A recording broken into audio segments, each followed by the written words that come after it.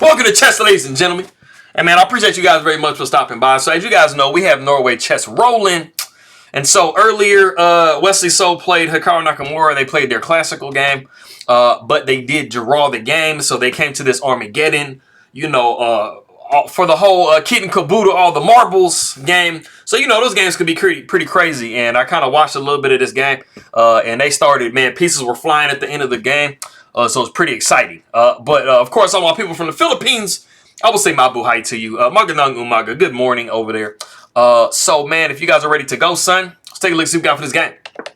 So we got e4. Nothing crazy yet. But just wait. We got e5, knight to f3, knight c6, bishop c4, knight to f6, d3, bishop to c5. And we do have the Giuoco Pianissimo variation. Castles, we got d6, c3. You always want to kind of give your bishop some, not like that, some room to breathe, because you do a lot of the time see a6, b5, which is what we see in this, which is what we could possibly see in the game. We do see the a6 part of that. We got rook to e1, we got castles by black, we got knight b to d2, knight to g4, and then we do see the move rook to e2. And we're telling black, bro, you want to go ahead and sacrifice your pieces for my for my rook. I'm more than happy to oblige you. We do see the move king to h8, and this is the novelty of the game. It makes a little bit of sense because you're thinking maybe, you might could swing a rook over and maybe get something rolling. Of course, you want to protect the f7 pawn before you do that first. But we do see the move h3. We got knight going back to h6. It's like, bro, your knight is a little too close for comfort on my side. Get back on your side, homie. So we got knight over to b3, attacking the bishop. Bishop drops back on the a7, which is pretty much its most favorite square. We got the move d4. Queen goes to f6. And you guys probably might have been wondering, can you take this knight with this bishop? It's a possibility, but one of the things you have to be paying attention to is, like I said earlier, the fact that this rook can come over here and take really good advantage of that open, that half-open file. And then the bishop, can be coming in here and doing some damages and stuff like that. So you got to be a little bit careful, man, when you damage somebody's structure. You might be giving them more than what you think.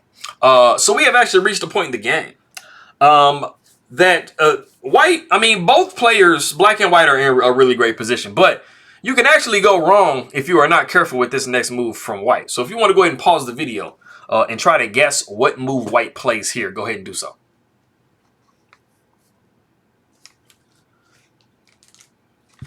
All right, cool. So it's a super duper subtle move.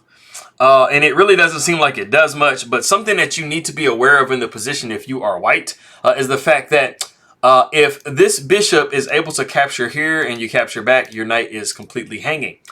So noticing that Wesley decides to move the very super subtle rook to e1.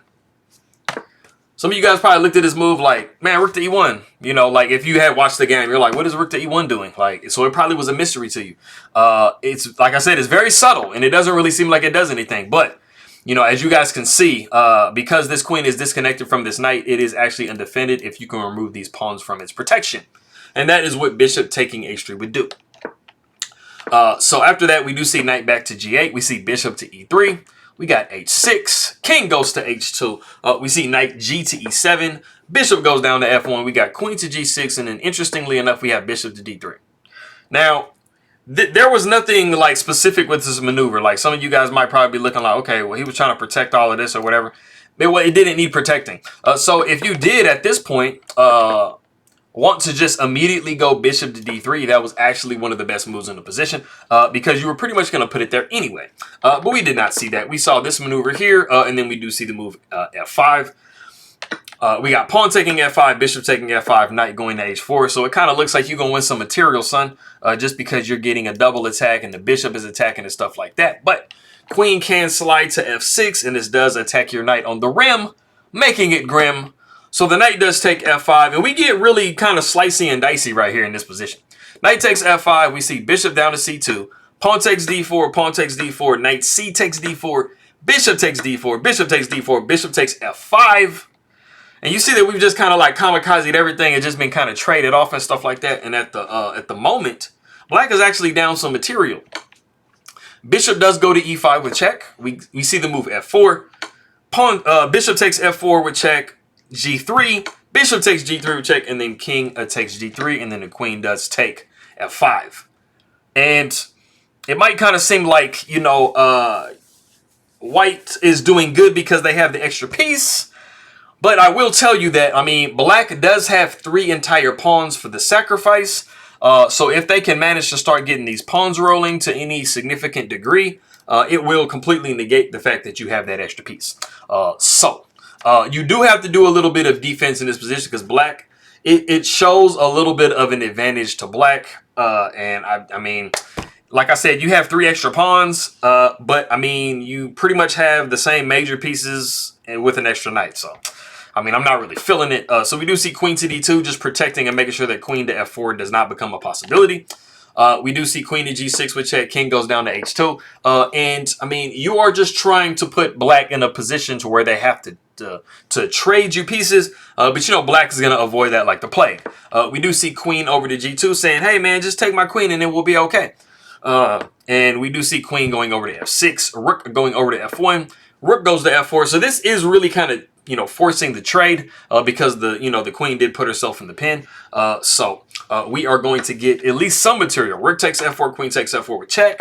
King goes down to h1. We see c6, and then the very, very crushing rook to d1, or rook to g1. Threatening checkmate. You know, black might fall asleep. You never know, man. But we do see rook over to g8. We got queen up to g3, trying to trade again, but black cannot, absolutely not afford that trade. We do see queen to c3. And then we do have the trade in this position. And it's still pretty good for both sides. I mean, you are getting a little something, you know, if you are black. You did break up white's pawn structure a little bit. You know, like I said, you do have all these pawns over here. If you can start to get those rolling and trade and do a little something, you might have, you know, just enough to be all right. We do see a rook over to e8. King goes to h2. Rook goes to e4. And then we do see rook to g4 trying to trade. You know, this would definitely be a beneficial trade for white because you can literally just kind of start harassing black's pawns over here with your extra piece. And you're not having to worry about your opponent having any pieces, basically. So, of course, Hikaru is going to, you know, he's going to not trade. We do see rook to e3. Rook goes down to g3, you know, asking for another trade. We got a rook back up to e4. Knight goes up to a5, trying to tickle some pawns. We got a rook up to e7. A rook goes down to g2. We see the move c5. A rook goes over to d2. We have the move b4 or b5. And then we have the move c4. Now, it was possible to capture here. One of the major things, though, with this position is you do want to protect your own 7th rank because you do kind of have this is a very crucial pawn in trying to, like, you know, make sure these pawns can't super advance. So you got to be careful when you're leaving your own 7th rank. So that is why we see the move c4, just trying to further break up black's pawn structure. We got a rook to e3, pawn takes b5, pawn takes b5. And we got knight up to b7. And Wesley So was doing a good job with, like I said, maintaining his 7th rank and making sure there isn't any extra stuff going on. And plus, he has an extra piece. So he's going to use his knight to hoppity-hop. So he's going to make it a hoppity-hop knight. Anyway, we got the move c4. Knight takes d6, so we've at least managed to get a pawn back. We got the move c3. Rook goes over to f2. We got b4. King goes over to g2. We see king over to g8. Knight to c4. Rook goes over to d3. We got knight up to a5. So, you know, we're using this knight very effectively. Even though it's on the edge of the board, you are preventing these pawn pushes and stuff like that. And you are wanting to try to come around and force the issue on this pawn. Can I draw some arrows, homie? Bam! All right, so we got the move we got g5 coming. Knight goes to c6, like I said, attacking that pawn. We really don't have much better to do than this, so we do have a rook taking c2.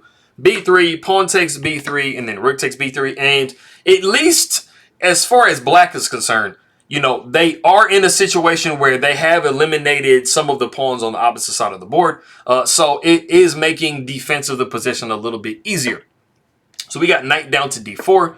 The rook goes up to b6, and we see rook to c6. Basically telling Hikaru, bro, don't worry about anything. Just trade me pieces. And Hikaru's like, of course, is not going for that. So we do see rook down to b4. Now, some of you guys might wonder, okay, we got pawns on this side of the board. If we trade rooks, is the knight really that great? It actually is. Because after knight would take c6, knight would take c6, king would go down to f7, knight would go down to d4, and you get into a situation like this where this knight is either going to force you to push this pawn, or you're going to be tied down to the protection of this pawn if you refuse to move it.